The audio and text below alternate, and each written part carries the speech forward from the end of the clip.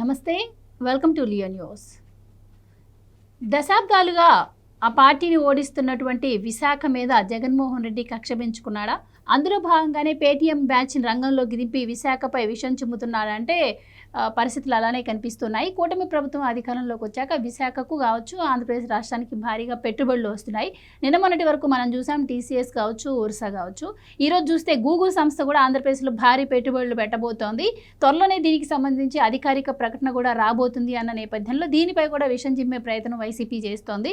మరి విశాఖకు గూగుల్ వస్తే ఎంతమందికి జాబ్ అవకాశాలు ఉండే అవకాశం ఉంది? దీనిపైన వైసీపీ చేస్తున్నటువంటి ప్రచారాన్ని ఏ విధంగా చూడాలి? ఇలాంటి విషయాలు తెలుసుకుందాం. మనతో పాటు ఉన్నారు సీనియర్ జర్నలిస్ట్ డివి శ్రీనివాస్ గారు. నమస్కారం సార్. నమస్తే సార్, కూటమి ప్రభుత్వం అధికారంలోకి వచ్చాక భారీగా పెట్టుబడులు వస్తున్నాయి. దీనికోసం స్పెషల్ టాస్క్ ఫోర్స్ను కూడా ఏర్పాటు చేసి చంద్రబాబు గారు కృషి చేస్తున్నటువంటి పరిస్థితి.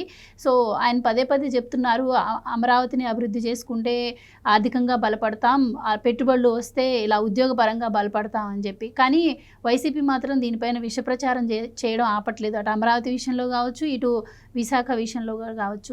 ఎలా చూడొచ్చు అంటారు? రేపు గూగుల్ సంస్థ కూడా రాబోతున్న నేపథ్యంలో పరిస్థితులు ఏ విధంగా ఉండబోతున్నాయంటారు? అంటే ఒక యజ్ఞంలాగా అభివృద్ధి జరుగుతోంది.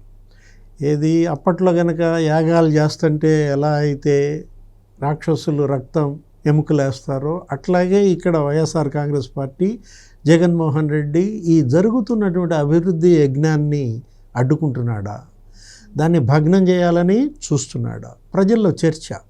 ఎందుకంటే మీరు అన్నారు గూగుల్ క్లౌడ్ వస్తుంది, ఇప్పుడు విశాఖపట్నంలో పెడతాము, ఏదో త్వరలోనే అధికారిక ప్రకటన అంటున్నారు. ఆల్రెడీ ఎంఓయూ చేసుకున్నారు. ఇది గూగుల్ క్లౌడ్ గతంలో లోకేష్ బాబుని కలిశారు, దావోస్లో కూడా ఒక ఒప్పందం చేసుకున్నారు. అంటే ఇప్పుడు గూగుల్ క్లౌడ్ ఎందుకంటే అది అసలు థర్డ్ లార్జెస్ట్ క్లౌడ్ ప్రొవైడర్ ప్రపంచంలోనే. క్లౌడ్ ప్రొవైడర్స్లో అది మూడవది. అట్లాంటిది ఇప్పుడు ఆంధ్రప్రదేశ్ని బేస్గా చేసుకుని ఇక్కడ ఆ సర్వర్స్, ఆ సప్లై చైన్ అన్నమాట, ఈ చిప్స్ తయారీకి కూడా ఇక్కడ వాళ్ళు ప్లాంట్ పెట్టుకుని, ఎందుకంటే అంతా విశాఖ కేంద్రంగా జరుగుతోంది. అదొక డాటా సిటీగా మారుతోంది. ఇది విశాఖపట్నం ఇవాళ ఏఐ, ఆర్టిఫిషియల్ ఇంటెలిజెన్స్ అన్నమాట, మొత్తం ఆర్టిఫిషియల్ ఇంటెలిజెన్స్ హబ్గా ఆంధ్రప్రదేశ్ ఎలా మారుతోంది. చంద్రబాబు పదే పదే చెప్తారు, ముఖ్యమంత్రిగా ఆయన గతంలో ఐటీని ఎలా ప్రోత్సహించారు. హైదరాబాద్ బేస్గా సైబర్ సిటీ ఆవిర్భావం, సైబరాబాద్ నిర్మాణం.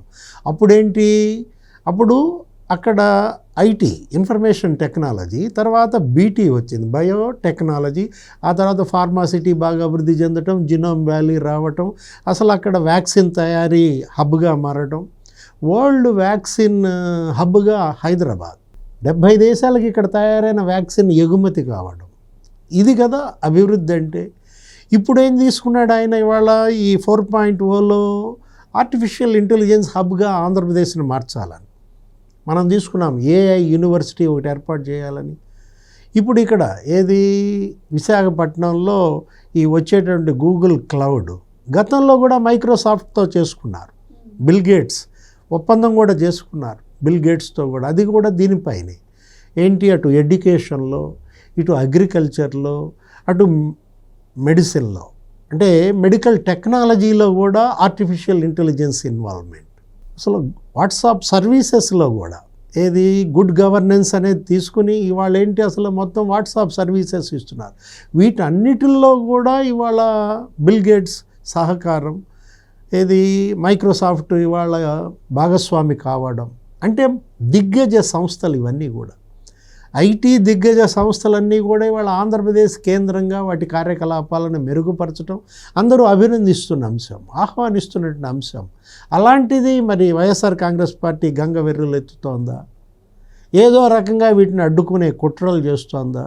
మనం చూసాం మొన్నేదో అర్సా ఏంటది, దాన్నే ఉరసా చేసి పారేశారు. దానిపైన చిలవల పలవలుగా అటు ఆ కేసినేని నాని అతనేదో ట్వీట్ పెట్టడం, తన తమ్ముడిని టార్గెట్ చేస్తూ కేసినేని చిన్నిని, అంటే తమ్ముడి మీద కక్షని ఇవాళ రాష్ట్రంపై కక్షగా మాజీ ఎంపీ నాని మార్చుకోవటం, ఒక యుద్ధం చేస్తున్నాడు అక్కడ. పదే పదే ఏంటి ఏదో రకంగా బురద చల్లడం.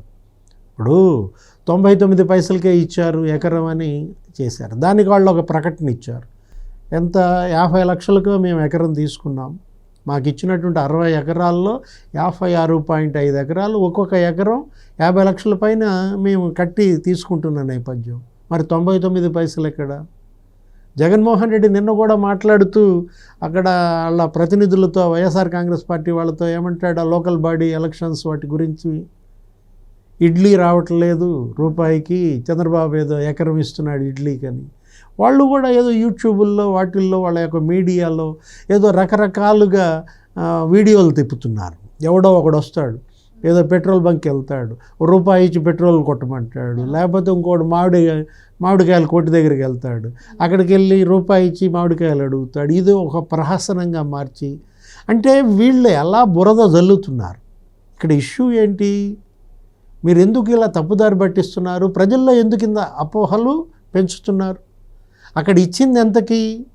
3.5 ఎకరాలు, ఎకరం ₹1,00,00,000 కొన్నారని వాళ్ళు ఇచ్చారు కదా వివరణ. అందులో అవాస్తవం ఉంటే మీరు ప్రొసీడ్ అవ్వండి, వాళ్ళని నిలదీయండి. రకరకాలుగా ఆ సతీష్ అబ్బూర్ అనే అతన్ని, ఇంకా వాళ్ళ యొక్క కుటుంబాన్ని టార్గెట్ చేయటం, కేసినేని చిన్నికి వాళ్ళకి లింకులు పెట్టడం, వాళ్ళిద్దరూ క్లాస్మేట్స్ అని అబద్ధాలు చెప్పడం. అంటే ఇప్పుడు ఎలా వీళ్ళు వచ్చే పెట్టుబడులని అడ్డుకుంటున్నారు. గతంలో అధికారంగా ఉండగా బెదిరించి తరిమేశారు, ఏది కంపెనీలని దూరం చేశారు, నిరుద్యోగం పెంచేశారు, వలసలని పెంచారు. అధికారంలో ఉన్నప్పుడు అమర్ రాజా బ్యాటరీస్ ఎందుకు వెళ్ళిపోయింది? ఇక్కడి నుంచి ఎక్స్టెన్షన్. దానివల్ల ఏం జరిగింది? 10,000 కోట్ల రూపాయలు ఇన్వెస్ట్మెంట్ పోయింది. తెలంగాణ కేటీఆర్ కళ్ళకద్దుకుని పెట్టుకున్నాడు మహబూబ్ నగర్లో. 10,000 మందికి అక్కడ ఉపాధి ఏర్పడుతుంది. ఆంధ్రప్రదేశ్ 10,000 మందికి ఉపాధి దూరమైంది కదా. జాకీ ఎందుకు వెళ్ళిపోయింది ఆంధ్రప్రదేశ్ వదిలిపెట్టి? అతను ఎవరో రాఫ్తాడ్ ఎమ్మెల్యే అప్పట్లో వైసీపీ, 40 కోట్లు అడిగాడు మమ్మల్ని, అందుకని మేము వెళ్ళిపోతున్నామని వాళ్ళు వచ్చి ఎక్కడ పెట్టుకున్నారు? ములుగులో పెట్టుకున్నారు. లులు, అసలు లులుని ఎందుకు తరిమేశారు? ఇప్పటికీ లులు మీద అదే విషయం కదా. ఇప్పుడు చంద్రబాబు మళ్ళీ ముఖ్యమంత్రి అయిన తర్వాత వాళ్ళతో మీటింగ్ పెట్టుకుని వీళ్ళు తరిమేసిన వాళ్ళని మళ్ళీ వెనక్కి తీసుకొస్తున్నారు. ఆ లులుతో మీటింగ్తో ఏంటి, 3 లులులు పెడతామండి, మాకు అభ్యంతరం లేదు, మీరు వచ్చారు, మీ మీద భరోసాతో పెడతాం, అటు తిరుపతిలో పెడతాం, విజయవాడలో పెడతాం, విశాఖలో కూడా పెడతామని వాళ్ళు ముందుకు వచ్చి పెడితే 1,300 కోట్ల రూపాయల భూమి 13 కోట్లు కట్టిస్తారు. అది బొత్స సత్యనారాయణ విషయం కక్కడం. అంటే వీళ్ళు ఎందుకని అసలు దాన్ని ఇప్పుడు టీసీఎస్కి ఇచ్చారు, దానిపైన అదే. టీసీఎస్ అంటే ఎవరిది? అది రతన్ టాటా గ్రూప్. ఇక్కడకు వస్తే వాళ్ళు వచ్చారని చెప్పి మిగతా ఐటీ కంపెనీలన్నీ వస్తాయని చెప్పి ఇతనేమో కాలికి బల్పం కట్టుకుని అందరినీ బతిమిలాడి ఇతను తప్పించుకోవటం ఏంటి, రప్పించుకోవటం ఏంటి? వీళ్ళేమో ఇలా బురద జల్లి ఏదో రకంగా వాళ్ళని అన్పాపులర్ చేసి, రాష్ట్రాన్ని అన్పాపులర్ చేయటం కాదు, ముందు ఆ వచ్చే సంస్థల పైన వీళ్ళు జల్లుతున్నటువంటి బురద. ఇప్పుడు టీసీఎస్ వల్ల వీళ్ళకేంటి, ఇప్పుడు అదేదో 99 పైసలకి ఇచ్చారు, 300 కోట్ల రూపాయలు నష్టం చేస్తున్నారు అన్నారు. అదే టీసీఎస్ ఇక్కడికి రావడం వల్ల 13,000 మందికి ఉపాధి, విశాఖపట్నంలో 300 కోట్ల రూపాయలు రాబడి సంవత్సరానికి. అంటే ఆ పొలం, ఆ భూమి అమ్ముకుని 300 కోట్లు మనం రాబట్టాలా? ప్రతి ఏడు 300 కోట్లు లాభం తీసుకోవాలా? రాష్ట్రానికి ఏది అవసరం? ఇప్పుడు ఏడాదికి 300 కోట్ల రూపాయలు నీకు పన్ను రాబడి, ఉపాధి అన్ని రకాలుగా అక్కడ టీసీఎస్ వల్ల వస్తుంటే ఈ భూమి నువ్వు ఎందుకు 99 పైసలకి ఇచ్చావు, లేకపోతే రూపాయికి ఇచ్చావంటే, అంటే ఒక త్యాగం అనేక రకాల లాభాలకు కారణమవుతున్నప్పుడు ఏది సంవత్సరానికి 300 కోట్లు రాబడి వదులుకుందామా? అంటే ఇప్పుడు ఇవాళ ఈ అర్సాన్ని ఎల్లగొడితే నష్టం ఎవరికి? విశాఖపట్నం పైన ఎందుకు ఇంత పగబట్టాడు జగన్మోహన్ రెడ్డి? మీరు అన్నారు ఇందాక ఇంట్రోలో, ఉత్తరాంధ్ర పైన ఎందుకు ఇంత కక్ష సాధిస్తున్నాడు? అక్కడికి వచ్చే పెట్టుబడులకు ఎందుకు మోకాలు అడుగుతున్నాడు? ఓడించినందుక.